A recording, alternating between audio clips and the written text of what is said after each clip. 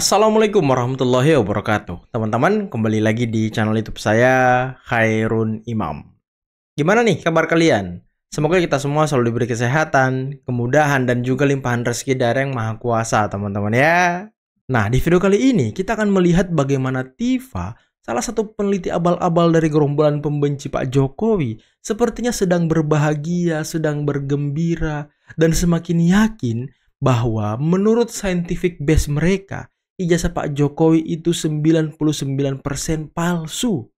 Dan itu dia katakan setelah mendapatkan salinan ijazah yang digunakan Pak Jokowi untuk maju sebagai calon gubernur DKI Jakarta tahun 2012. Tapi ya, di tengah kegembiraan mereka, dia tidak sadar kalau sedang masuk dalam jebakan Pak Jokowi, teman-teman. Kenapa seperti itu?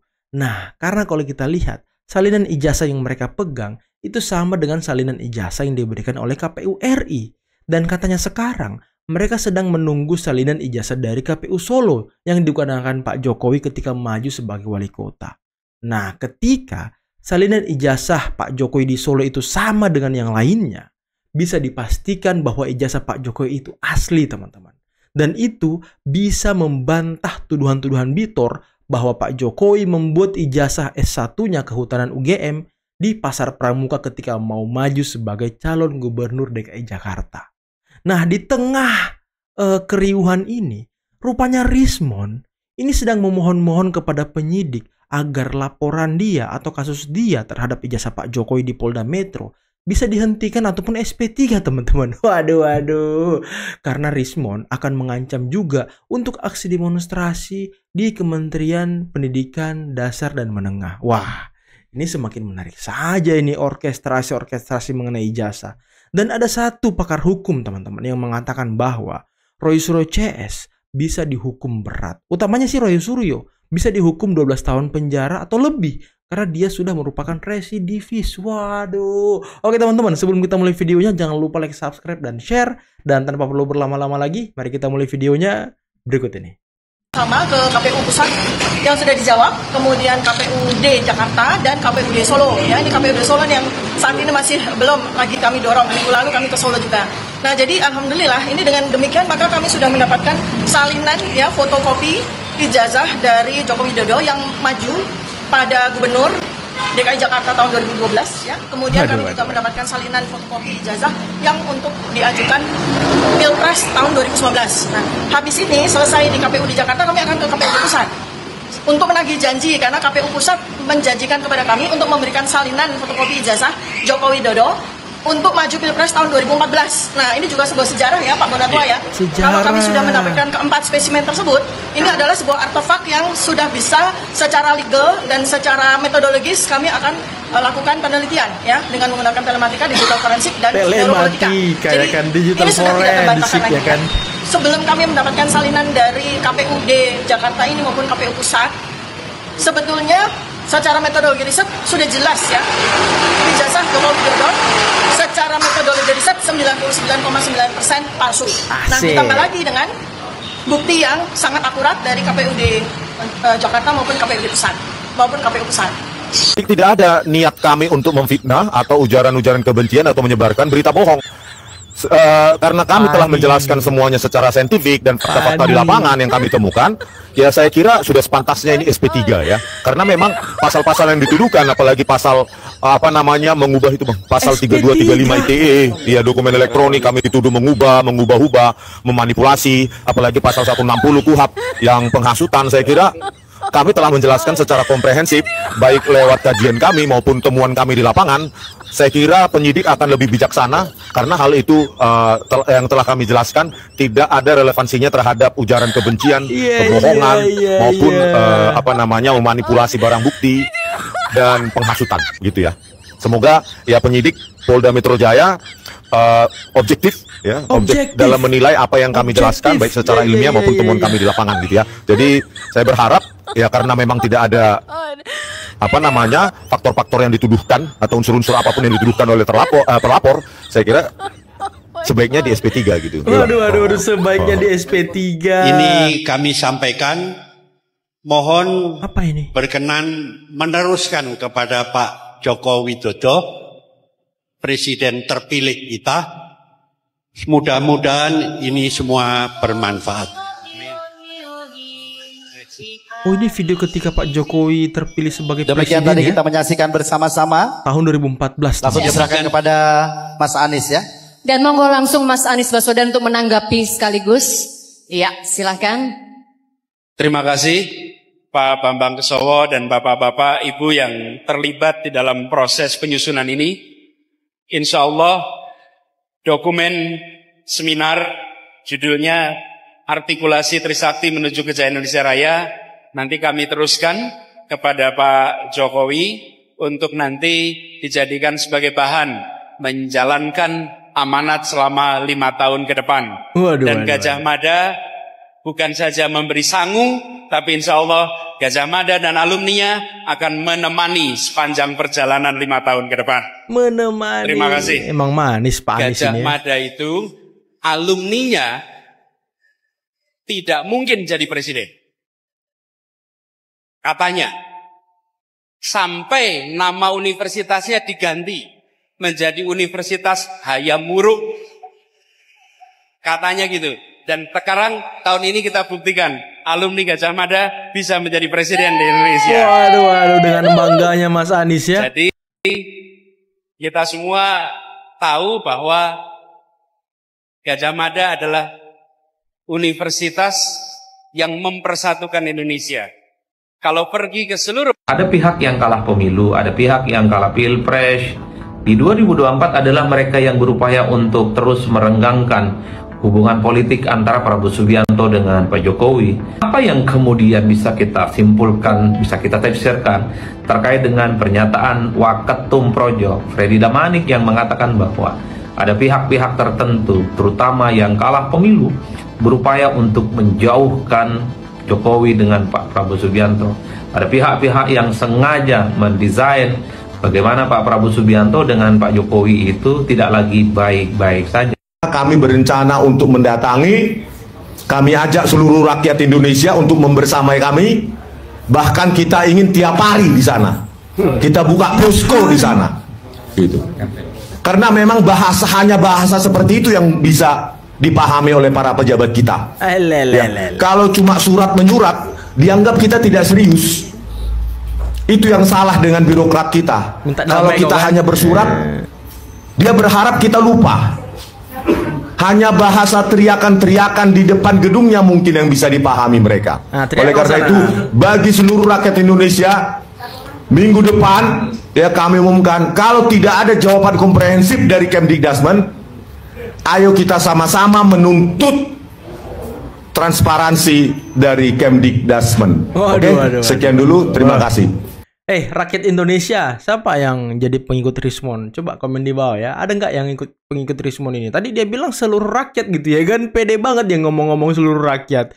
Ngikut-ngikut ya kelompok mereka lah, suka membawa-bawa nama rakyat kayak si Tompel ya kan, kayak si Roy Suryo, kayak kawan-kawannya lah. Aduh, bosen dengarnya. Mengapa mereka begitu membenci Jokowi? Kebencian terhadap Joko Widodo bukan sekadar beda pandangan politik, tapi lahir dari rasa kehilangan kuasa, kenyamanan, dan kendali.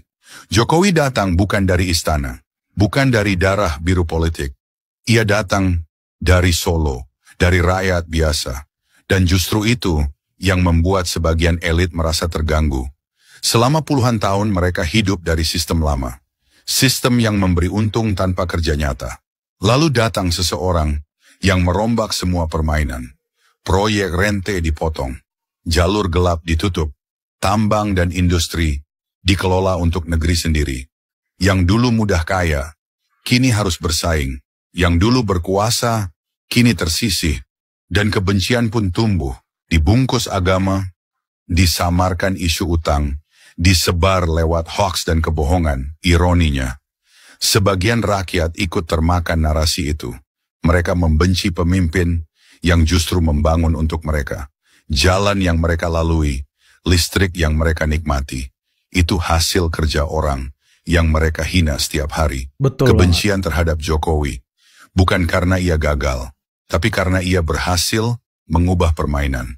Dan bagi mereka yang kehilangan kendali, keberhasilan orang lain terasa seperti ancaman. Delik material loh itu 160 itu, ya kan?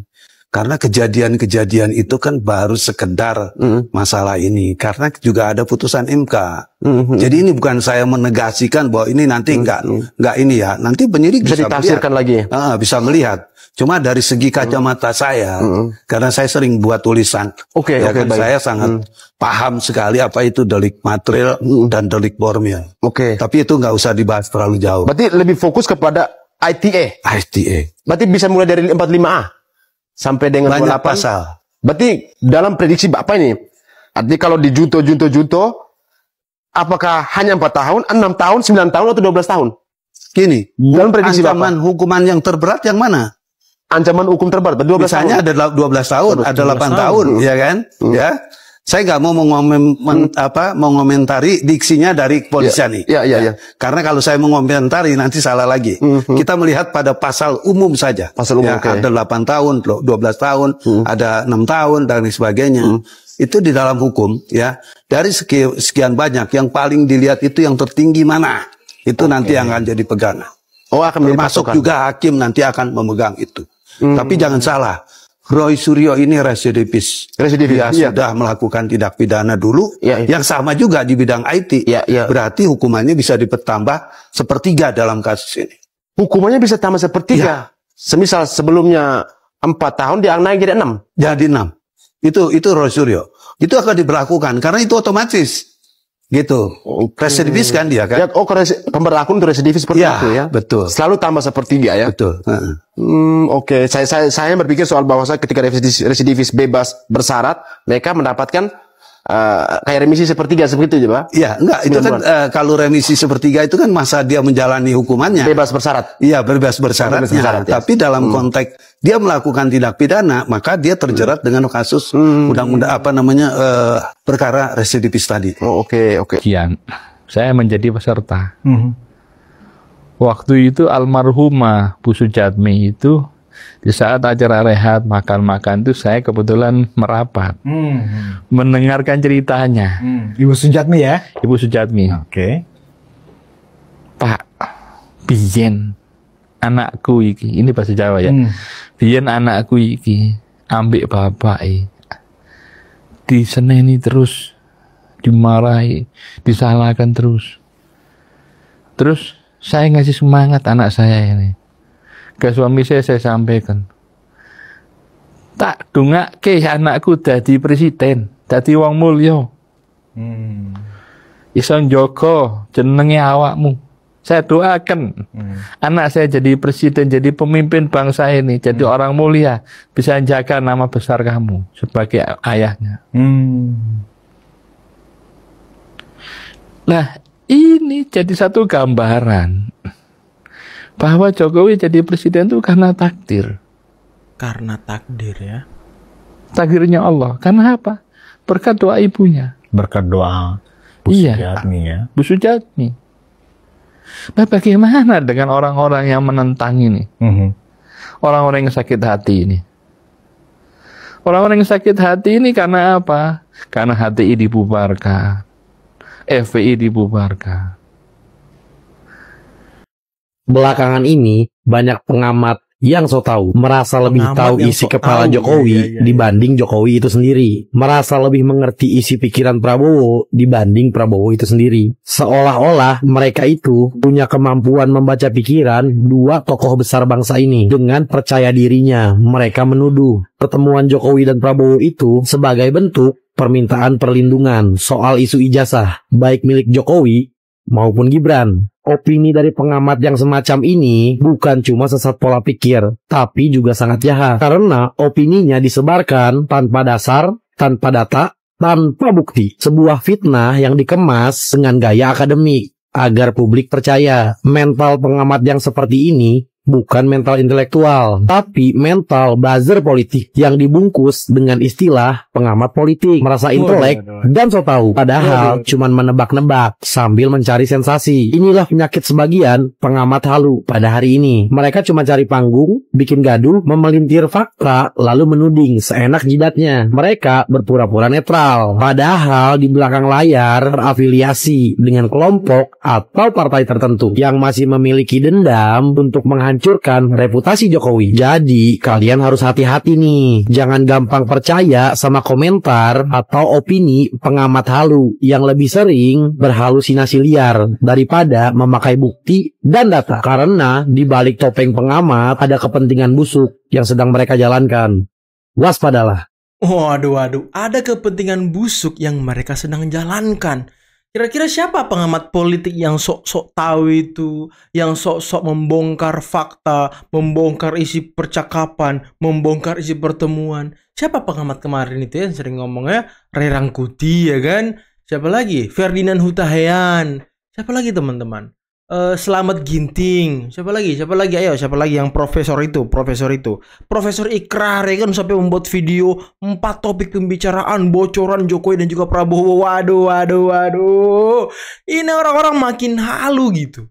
Makin halu demi menghancurkan reputasi keluarga Pak Jokowi. Mereka rela menghancurkan reputasi dirinya sendiri dengan menyebarkan omon-omon, menyebarkan narasi-narasi sesat yang belum tentu kebenarannya. Entah bocoran dari mana, tapi ya namanya sekolam dengan mereka, namanya pengikut mereka, namanya gerombolan pembenci Pak Jokowi. Ya percaya aja dengan bocoran-bocoran omon-omon yang mereka sebarkan, teman-teman. Padahal ya isinya kosong gitu. Dan coba kalian perhatikan, bocoran-bocoran yang mereka bacakan itu ya hampir sama semua. Mengenai ijazah, mengenai posisi Mas Wapres Gibran, mengenai ijazah Mas Wapres Gibran. Nah ini kan masa iya sih seorang Pak Jokowi menghadap ke Pak Prabowo seorang presiden hanya mau ngebahas soal ijazah? Kan aduh receh banget gitu. Receh banget. Kan bisa telepon-teleponan kalau cuma gitu doang. Kalau cuma ngomongin ijazah doang. Ini kan konyol orang-orang ini. Apalagi kan yang pegang teleponnya Pak Prabowo itu kan ya Letkol Teddy. Ya Letkol Teddy dengan juga Pak Jokowi hubungannya sangat baik. Apalagi dengan Pak Syarif, ajudannya Pak Jokowi. Ya tinggal telepon-teleponan kalau masalah ijazah. Ya ini orang halunya sudah makin kelewatan, sudah tingkat tinggi. Sampai ya menggunakan jubah pengamat politik untuk mengoles dan mempoles-poles omongannya biar dipercaya orang. Itulah yang mereka lakukan, teman-teman. Dan salinan ijazah Pak Jokowi yang sudah diterima Tifa dari KPUD Jakarta dan juga KPU RI yang dipegang oleh Roy Suryo, ini kan kalau kita lihat sama semuanya, teman-teman. Dan kata Tifa sudah bisa dipastikan dan diyakinkan bahwa memang ijazah Pak Jokowi itu 99,9% palsu menurut scientific base mereka. Dan katanya kan mereka menunggu dari KPUD Solo.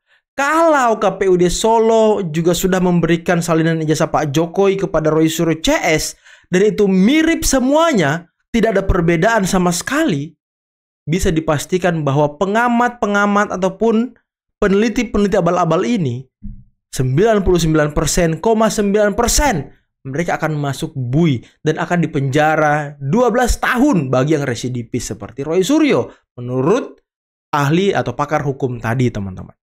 Nah, mengenai dengan tuduhan Bitor juga bakal dipenjara.